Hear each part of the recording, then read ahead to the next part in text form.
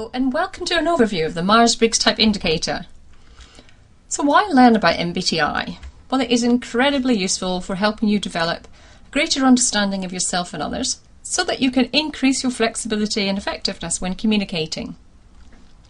There are a number of uses for MBTI, such as enabling problem solving, improving your communication and influence, assisting with team development and decision making, and understanding reactions to stress and change.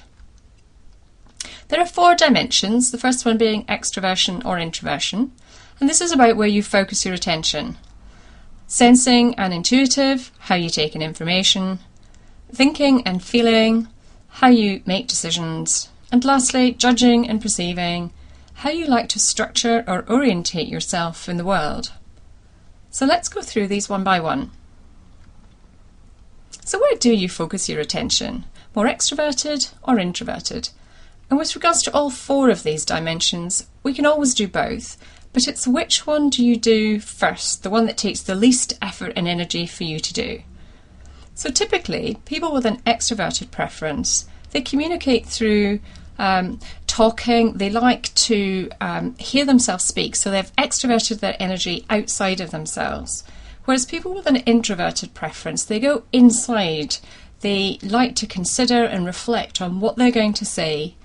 Particularly if there's a problem or an issue, people with an extroverted preference would actually need to either talk to someone or possibly even just talk to the wall, so they need to hear themselves think in order to make sense of it. People with an introverted preference, on the other hand, actually go inside, they like to reflect and consider, they may need to take a walk around the block or even sleep on whatever it is that they're considering. So they're re-energised by going inside of themselves as opposed to extroverted types that get re-energised by going outside of themselves.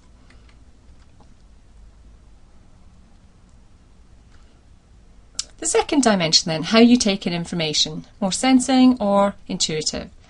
So the difference between the two of these. Sensing types then, they use their 5 senses. When they take in information, it's very practical and factual. It is what it is. Intuitive types, on the other hand, they take in information using that 6th sense, so their gut instinct, and they like taking in information which is much more abstract and conceptual. Sensing types like things which are practical and fact-based. Sensing types typically say things like, let's not reinvent the wheel. If it's not broken, why are we looking to fix it? Intuitive types, on the other hand, they would say things like, well, what if we just did this? So they're always looking to improve or change things. And in business, it's absolutely essential that we have both sensing and intuitive types. The intuition, looking forward, driving the vision, the sensing types actually making the vision work.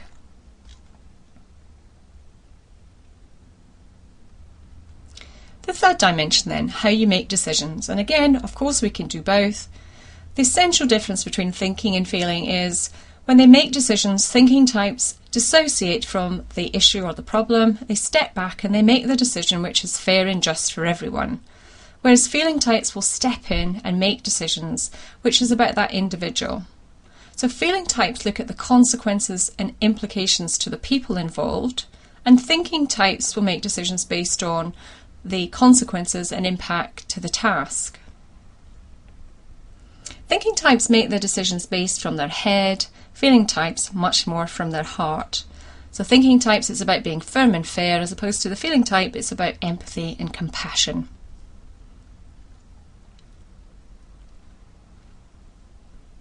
And lastly then, how you structure or orientate yourself in the world. The difference between judging and perceiving. So judging types like to make a plan and follow a plan. Perceiving types, on the other hand, it's not that they don't plan, but it's more of a flexible, spontaneous plan. So they may have a list of things that they'd like to do, but it's more of a one day I may get round to this type of list, as opposed to judging types who love ticking things off and actually closing down on their options, moving on to the next thing. Perceiving types like to keep their options open. Judging types can be seen as very structured, perceiving types as much more flexible and free-flowing.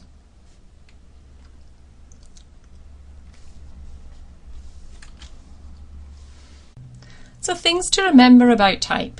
There is no right or wrong type, no better or worse combination, and it doesn't measure your skill or ability. It measures your clarity of preference. type is absolutely unique, and it's helping you understand yourself and others, and it's not to be used as an excuse.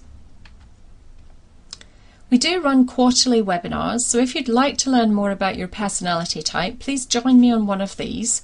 During this hour, I'll take you through in more detail the 4 dimensions of MBTI, and you'll get the opportunity to self-assess your own personality type. You'll also have an opportunity to complete an online MBTI questionnaire, which is administered by the OPP, that's the Oxford Psychology Press. So go to our booking webinar for more details.